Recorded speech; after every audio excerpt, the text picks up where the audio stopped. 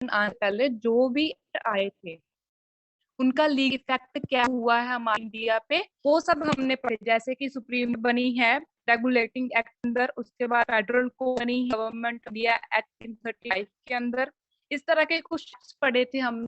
उसके बाद एक एक्ट आता है 1946 का एक्ट, जिसके अकॉर्डिंग इंडिया और पाकिस्तान की पार्टीशन हुई है। उस एक्ट में कहा था इंडिया और पाकिस्तान दोनों अपना कॉन्स्टिट्यूशन बना सकते हैं। ठीक है, हमारा जो कॉन्स्टिट्यूशन है इंडिया, उस आइडिया से पहले दिया था एम एन रॉय ने 934। उसके बाद हुआ 938 में इंडियन नेशनल कांग्रेस एक्सेप्ट कर लिया कि हमें अपना कॉन्स्टिट्यूशन चाहिए और किसी आउटसाइड इंटरफेरेंस के चाहिए। उसके बाद अब हमारी कॉन्स्टिट्यूंट असेंबली कैबिनेशन के अंदर 1946 नवंबर 1946 उस कॉन्स्टिट्यूएंट असेंबली जो पहली मीटिंग होती है 9 दिसंबर 1946। उस मीटिंग में डॉक्टर जिंदाल राव सच्चिदानंद सिंह को टेररी प्रेसिडेंट इलेक्ट जाता है, वो 2 ही के लिए प्रेसिडेंट बने हैं। उसके बाद उसकी मीटिंग होती है 11 दिसंबर 1946। उसमें डॉक्टर जिंदाल प्रसाद को as a president of the assembly elect किया जाता है। उसके बाद हमारे कॉन्स्टिट्यूशन को में 2 years 11 month 18 days गए हैं। और हमारा कॉन्स्टिट्यूशन है जो वो फॉर्म में आया है 26 जनवरी 1950। इसलिए हम उस दिन पब्लिक सेलिब्रेट करते हैं। ठीक है, ये हम पहले पढ़ा था कि कॉन्स्टिट्यूशन कैसे बना है। ठीक है, hello, Yes, ma'am. Am I audible to you? Yes, ma'am. Yes, ma'am. तो अब अपने कॉन्स्टिट्यूशन पे आ जाए। हमें भी हमारे कॉन्स्टिट्यूशन में है क्या, किस तरह का है, क्या फीचर्स हैं? Excuse me, ma'am. हाँ जी, Ma'am, your voice is not clear. Okay. सभी क्लियर नहीं आ रही voice? Yes, ma'am. Yes, ma'am. अब थोड़ा क्लियर? No, ma'am. अभी भी? No, ma'am. Okay okay, give me 5।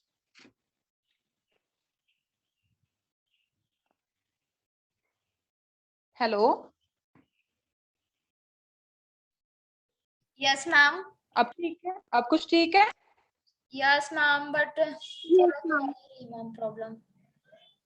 It's better? Yes, ma'am. आप लोगों को आ रही है आवाज? Yes, ma'am. बोलो। पहले पढ़े फिर आगे। Yes, ma'am. Yes, ma'am. Start with this. Okay okay, तो मैं आपको ये बता रही थी हमारे कॉन्स्टिट्यूशन में है क्या, फीचर्स क्या है, वो हम आज पढ़ेंगे। आज वाला लेक्चर में पढ़े। Yes, ma'am. ठीक है, सबसे पहले जो बात है, हमारा कॉन्स्टिट्यूशन वर्ल्ड का पहला कॉन्स्टिट्यूशन की रिटर्न बना और सबसे बड़ा कॉन्स्टिट्यूशन है हमारा। ठीक है, जिसके आउट 465 आर्टिकल्स हैं, 25 पार्ट्स हैं और 2 शेड्यूल हैं। Okay, Okay, ma'am. Yes, ma'am. हमारा पूरा detail lengthier and written constitution है वर्ड में। ओके, हमारे पास एक ही कॉन्स्टिट्यूशन, 2 कॉन्स्टिट्यूशन नहीं है। कई states में क्या होता है कि स्टेट का अलग होता है, सर का अलग होता है। नहीं, हमारा इंडिया का एक ही कॉन्स्टिट्यूशन है पूरे इंडिया का। ओके,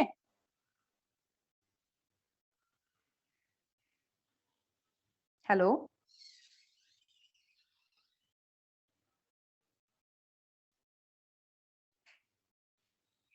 ओ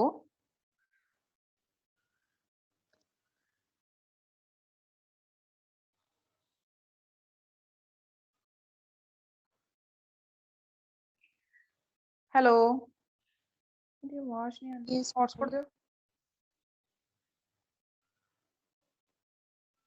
ओके, पढ़िए आगे। Yes, ma'am. ठीक है करण, हमारा एक ही कॉन्स्टिट्यूशन है और एक इम्पॉर्टेंट बात है, हमारा constitution is the supreme law of land. इससे ऊपर हमारे कॉन्स्टिट्यूशन में, हमारे लॉ में कुछ भी नहीं है। इंडिया का जो कॉन्स्टिट्यूशन है वो हमारा सुप्रीम लॉ है। जो भी हमें लॉ मिलेगा वो कॉन्स्टिट्यूशन से मिलेगा। कोई भी चीज कॉन्स्टिट्यूशन के ऊपर नहीं हो सकती। ठीक है जी।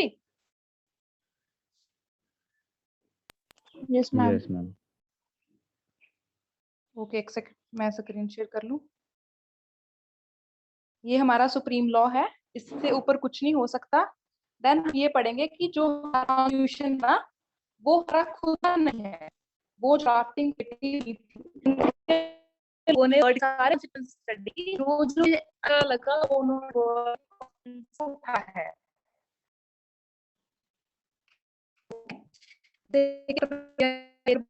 हमारा कॉन्स्टिट्यूशन इंडिया है वो सी के है, वो एक अच्छी चीजें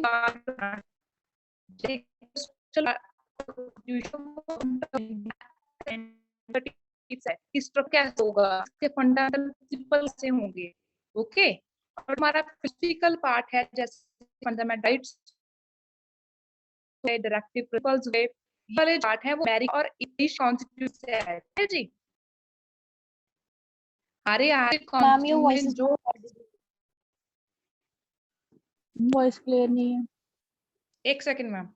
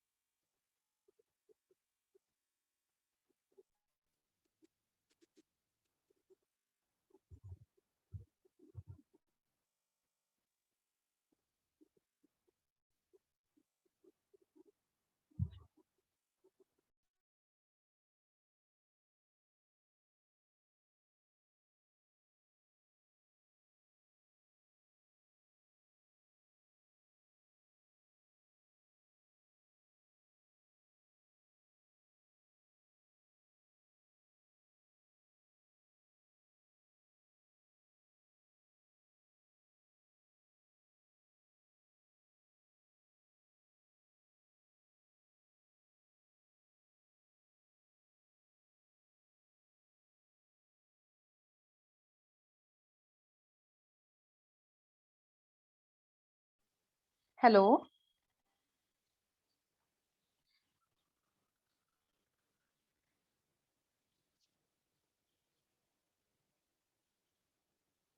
hello, am I audible now? Yes, ma'am. Yes, ma'am. Okay, तो मैं आपको ये बता रही थी जो हमारा कॉन्स्टिट्यूशन है वो उसमें कुछ भी अपना नहीं है, वो किसी ना किसी कंट्री का कुछ कुछ एलिमेंट हमने उठाया हुआ है। ठीक है जी। जैसे कि जो स्ट्रक्चरल पार्ट है वो हमारा गवर्नमेंट ऑफ इंडिया एक्ट 1935 से आया है।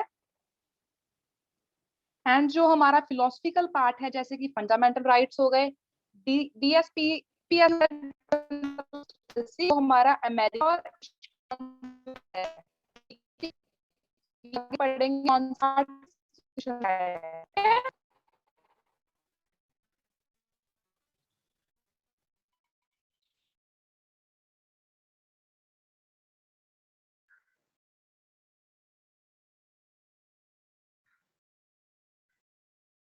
Hello, Ma'am, your voice was not clear. Ma'am, it was breaking.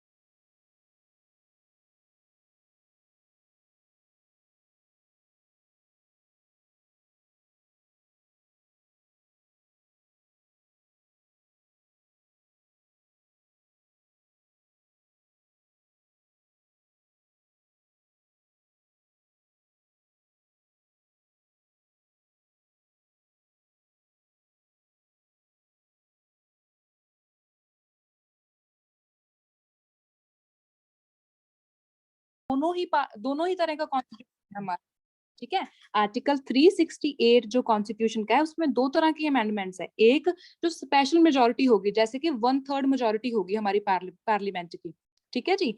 And second type की अमेंडमेंट है कि अगर कोई मैटर है जो वो स्टेट पार्लियामेंट में, सॉरी सेंटर पार्लियामेंट में हुआ है पेश, तो उसको हम स्पेशल मेजोरिटी से पास करेंगे, यानी कि 2/3 मेजोरिटी से पास करेंगे, plus 1/3 ratification of half of the total states. Means जो हमारा स्टेट लेजिस्लेचर है, जो स्टेट्स की लेजिस्लेटिव असेंबलीज है, उसमें भी वो 1/3 मेजोरिटी से पास होगा, ठीक है जी।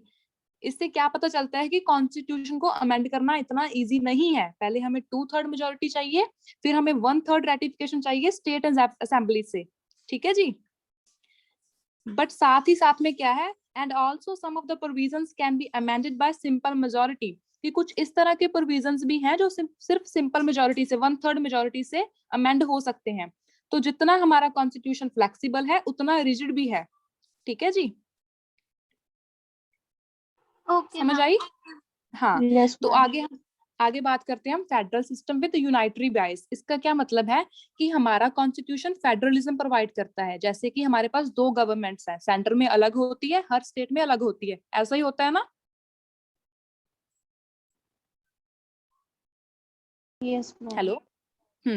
तो हमारी स्टेट के पास जो पावर्स हैं वो स्टेट के पास है, कुछ पावर सेंटर के पास है, कुछ पावर स्टेट के पास है, तो पावर्स का भी डिवीजन है, ठीक है। तो हमारा जो कंट्री में जो सिस्टम है वो फेडरलिज्म है, बट हमारा कॉन्स्टिट्यूशन सिर्फ फेडरलिज्म नहीं देता, वो हमें यूनाइटेड भी करके रखता है। जैसे कि हमारे पास एक कॉन्स्टिट्यूशन है, जैसे कि कुछ फॉरेन कंट्रीज में क्या होता है कि पहले हमें स्टेट की सिटीजनशिप लेनी पड़ती है, उसके बाद हमें कंट्री की सिटीजनशिप मिलती है।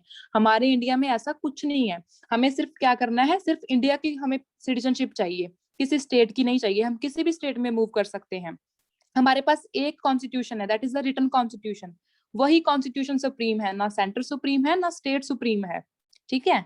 हमारे पास इंडिपेंडेंट जुडिशरी है, कोई भी मैटर कुछ ऐसा करती है, चाहे वो स्टेट हो चाहे वो सेंटर हो, कुछ मैटर ऐसा कुछ गलत करती है, हमारे इंडिविजुअल्स के राइट्स को जो वायलेट करती है, तो हमारे पास जुडिशरी है। जुडिशियल रिव्यू को एक्सरसाइज करके जुडिशरी सेंटर और स्टेट को वार्न करती है कि हमारे जो इंडिविजुअल्स हैं उनके फंडामेंटल राइट्स को वायलेट ना करें, ठीक है जी। तो जितना हमारे पास फेडरलिज्म है उतना ही हमारा कॉन्स्टिट्यूशन हमें यूनाइटेड करके रखता है, ठीक है जी। हम दो Yes, स्टेट ma'am. हो सकते हैं बेशक, पंजाब एंड हरियाणा, पंजाब एंड हिमाचल हो सकते हैं, चंडीगढ़ हो सकते हैं, दिल्ली हो सकता है, बट ऑल ओवर हम एक इंडिया के अंडर आते हैं, ठीक है जी। Okay, ma'am. ये पॉइंट क्लियर Yes, है ma'am. बेटा? Yes, ma'am. Yes, Yes. ma'am. Okay.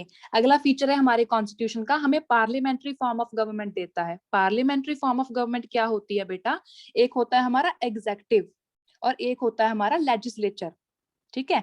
Executive कौन हो गया? जैसे प्रेसिडेंट है, प्राइम मिनिस्टर है, ये हो गए सारे एग्जेक्टिव। लेजिस्लेचर होगी स्टेट पार्लियामेंट, ठीक है, जो लॉ बनाती है, ओके। तो इन दोनों को ये डिस्टिंग्विश करता है कि ये कैबिनेट मिनिस्टर होंगे, ये स्टेट पार्लियामेंट के बंदे होंगे, ये प्राइम मिनिस्टर होगा, ये प्रेसिडेंट होगा। और जो हमारा कैबिनेट मिनिस्टर है वो सारे के सारे लेजिस्लेचर को रिस्पॉन्सिबल हैं, वो पार्लियामेंट को रिस्पॉन्सिबल है। अगर कल को वो कुछ गलत करते हैं तो वो आंसरेबल है हमारी पार्लियामेंट को, ओके। तो ये होती है एक पार्लियामेंट्री फॉर्म ऑफ गवर्नमेंट। इसमें क्या होता है, पार्लियामेंट्री फॉर्म ऑफ गवर्नमेंट में हमारे पास एक लेजिस्लेटिव काउंसिल होती है, एक असेंबली होती है, दो हाउस है ना हमारे, जैसे राज्यसभा एंड लोकसभा, ठीक है। इसमें पार्लियामेंट्री फॉर्म ऑफ गवर्नमेंट का एक और इम्पोर्टेंट क्या है प्रोविजन, कि इसमें मेजोरिटी पार्टी, जिसके पास मेजोरिटी ऑफ वोट्स होती है, वो रूल करती है, ओके। मिनिस्टर्स को मेंबरशिप मिलती है, जो leadership of the prime minister और the chief minister resolution of, okay, जो जैसे कि पीएम है और सीएम है ना, हमारी स्टेट में सीएम है और सेंटर में पीएम है, प्राइम मिनिस्टर है, जो वो बंदे होते हैं वो मेजोरिटी पार्टी के होते हैं, लीडर्स, ठीक है, वो रूल करते हैं। पर इसका मतलब ये नहीं है कि वो अपना ही रूल करी जाएंगे, वो आंसरेबल है लेजिस्लेचर को, उनकी कलेक्टिव रिस्पॉन्सिबिलिटी भी है और इंडिविजुअल रिस्पॉन्सिबिलिटी भी है, ओके। अगर किसी ने कोई काम जैसे कि हमारे पास अब मोदी सरकार है ना, अगर उनके कोई मिनिस्टर्स ने गलत काम किया या कुछ ऐसा लॉ हमें बना के दे रही है जो हमें नहीं चाहिए, ठीक है, और अगर वो लेजिस्लेचर में मुद्दा उठता है कि ये वाला लॉ ऐसे क्यों है, ये वाला काम ऐसे क्यों है, तो वो जो मिनिस्टर, जिस मिनिस्टर के पास वो मिनिस्ट्री है, वो अकेला भी रिस्पॉन्सिबल है और पूरी हमारी कैबिनेट मिनिस्टर भी रिस्पॉन्सिबल है जवाब देने के लिए, उनको जवाब देना पड़ेगा इस बात पे, ठीक है जी। तो ये कुछ होती है parliamentary form of government. Okay, और जब हमें ऐसा लगता है कि हमारी जो मेजोरिटी है जो गवर्नमेंट की वो लूज हो गई है, सपोज कर लो कि अब ऑपोजिशन को ऐसे लगा भी अब इतनी इनके पास पावर नहीं रही, अब लोगों के इतना ये पसंदीदा नहीं रहे, इनके पास मेजोरिटी नहीं है, तो वो हमें लोअर हाउस है जो हमारा लोकसभा है, जिसके सीधे सीधे जैसे लोकसभा में हम डायरेक्ट वोटिंग करते हैं, ठीक है, वो जाते हैं लोकसभा में, तो लोकसभा हम डिसोल्यूशन हो जाता है लोकसभा का कि इसकी दोबारा वोटिंग करवाओ, अब उनके पास मेजोरिटी नहीं रही।